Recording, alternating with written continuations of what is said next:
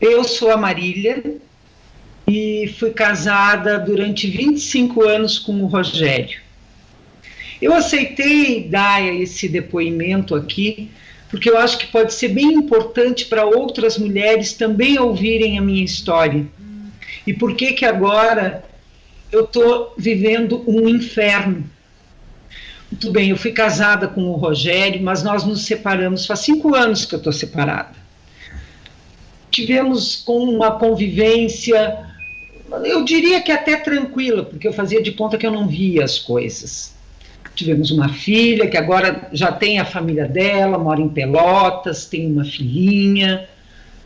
E eu e Rogério decidimos nos separar, até que foi de uma forma tranquila, porque era impossível conviver com ele.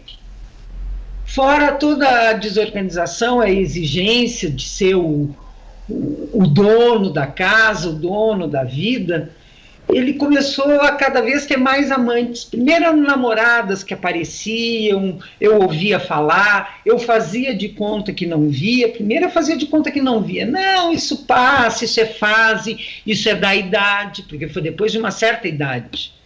Mas não, aí cada vez aumentou mais, era muita confusão, era muita discussão. O melhor era separar, não tinha porquê continuar junto. Então foi tranquilo, nos separamos, foi tudo muito legal. Nós havíamos construído aqui uma casa modesta, mas era nossa, que nós compramos juntos, porque eu também trabalhava, eu também todo dia fora, sair para trabalhar, é aquela jornada tripla de toda mulher. Eu tomava conta da casa, tomava conta da roupa, da limpeza, da comida. Era eu que tinha que administrar isso tudo. Então nós decidimos que íamos nos separar, cada um ia ficar. Ele ia ficar nessa casa, eu ia para a casa que nós tínhamos em Cidreira, que era uma casa que, quando a Paulinha era pequena, até que a gente ia bastante nos fins de semana, passava férias lá, mas que agora, nos últimos tempos do nosso casamento, a casa estava fechada, estava abandonada. Alugamos algumas vezes, mas aí sempre dá problema com o inquilino. Decidimos que não íamos mais alugar, a casa ficava fechada, às vezes a gente emprestava para algum familiar, mas a casa estava fechada. Então, quando eu fiquei com a casa, e fiquei com a casa de bom grado, eu queria, porque eu pedi transferência, eu comecei a trabalhar lá em Cidreira, na CE, então eu fui arrumando a minha casa, e arrumando não só contratando alguém para fazer, mas eu peguei no martelo, eu peguei no prego, eu pintei, eu ajeitei a casa, eu ajeitei o quintal, eu sempre gostei de ter flores, eu tinha um quintal lindo, e eu plantei árvores, eu tenho limoeiro, eu tenho também um pé de carambola, que agora está começando a dar carambola. Então eu ajeitei a minha casa do jeito que eu queria. Mas também, mais do que isso, eu transformei a casa no meu ateliê, porque era um sonho meu costurar. Então eu costurava, né? Durante o casamento já não dava tempo, porque tinha filha, tinha o trabalho, tinha a casa.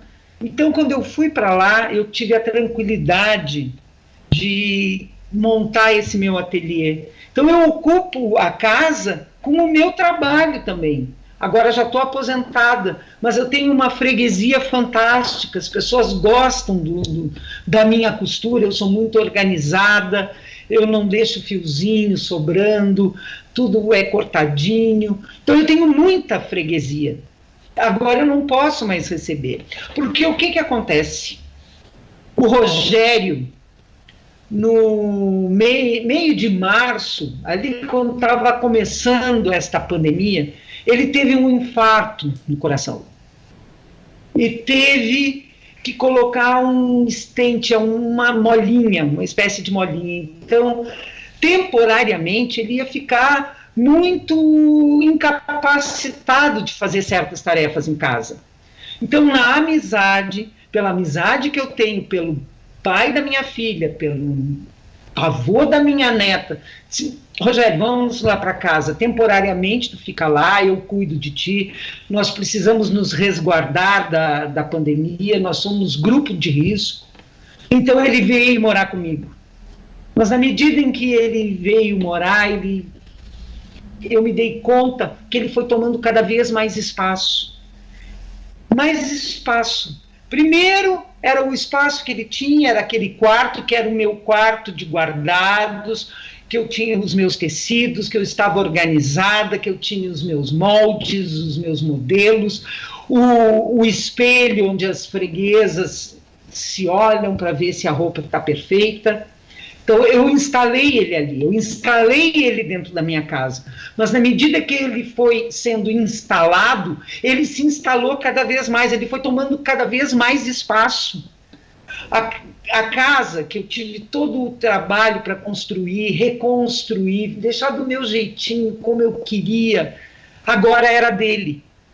E não só porque ele tomou o espaço físico, mas porque ele foi tomando o espaço psicológico também. Ele voltou com velhas manias de tudo ele pedir. No começo eu estava fazendo, porque ele estava em resguardo, mas agora ele já estava restabelecido, ele já podia ter voltado para a vida dele e ter me deixado quieta e agradecido pelo que eu fiz por ele. Mas não, pelo contrário, em vez dele ser um agradecido, ele começou a me ameaçar, a dizer que aquela casa, que estava legalmente no meu nome e que eu já havia contribuído para a aquisição dela. Nós compramos juntos, mas na partilha de bens a casa ficou comigo. Eu ajeitei a casa, eu reformei a casa. A casa é o meu lar, é a minha vida, é o meu espaço. Mas ele foi tomando cada vez mais conta, até que agora ele diz que a casa é dele. Ele quer me botar, inclusive, para fora, porque ele diz que ele vai trazer outra mulher lá para dentro e vai me botar para fora. Vê se isso é possível.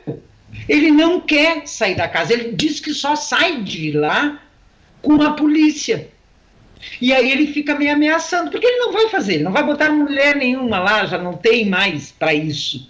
Mas ele me ameaça, ele toma conta do meu espaço total. Eu já não posso, eu perdi a minha vida. Eu perdi o direito de decidir com quem eu quero conviver. E eu não quero mais viver com o Rogério. Isso já estava decidido, isso já estava acertado, isso já estava vivido. Estávamos cada um vivendo a sua vida. Ele que fizesse o que quisesse da dele e eu da minha. Mas não, na medida em que eu fui ser amiga, que eu fui dar uma mão temporariamente, cada vez ele foi tomando mais conta, e ele suja tudo, ele não tem a menor consideração, ele acha, inclusive, que eu sou empregada dele. Ele já me disse isso, que eu estou lá para servi-lo, porque ele precisa disso, ele precisa que alguém fique ali servindo a ele, porque ele não mudou nada nesse tempo todo. Eu não quero mais que ele fique na minha casa, e eu fui buscar os meus direitos, porque eu tenho esse direito, eu tenho o direito de ter a minha vida de volta, a minha vida que já era minha, que eu já tinha tomado conta, eu já estava com as rédeas na mão da minha vida. Mas não, ele veio e agora ele está me expulsando de mim própria. E eu fui buscar os meus direitos. Eu fui buscar porque eu tenho esse direito. Agora que já estava tudo certo, cada um morando na sua casa, cada um dando conta da sua vida, ele voltou para me infernizar, porque a vida virou um inferno. Já estava tudo ajeitado. Não precisava, isso não precisava. Então isso parece um pesadelo, que eu estou vivendo um pesadelo. Mas eu vou acabar com esse pesadelo, porque eu tenho direitos. Eu não vou deixar ele acabar com a minha tranquilidade. E mais do que a tranquilidade, eu não vou deixar ele acabar com a minha vida. Não. A minha vida é minha.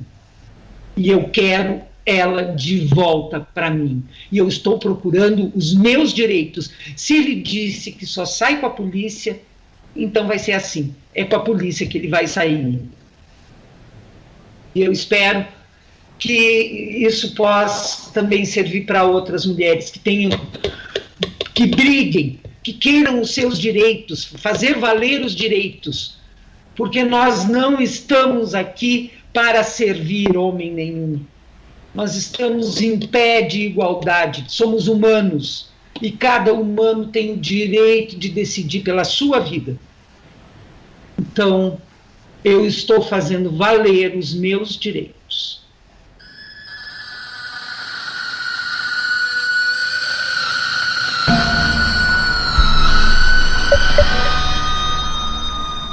Mas existem fatores que vão demonstrando que esse relacionamento é um relacionamento abusivo. E quanto mais tempo passa, mais difícil é de sair. Tem um estudo que diz que mulheres demoram anos para se reconhecer e para sair de um relacionamento abusivo.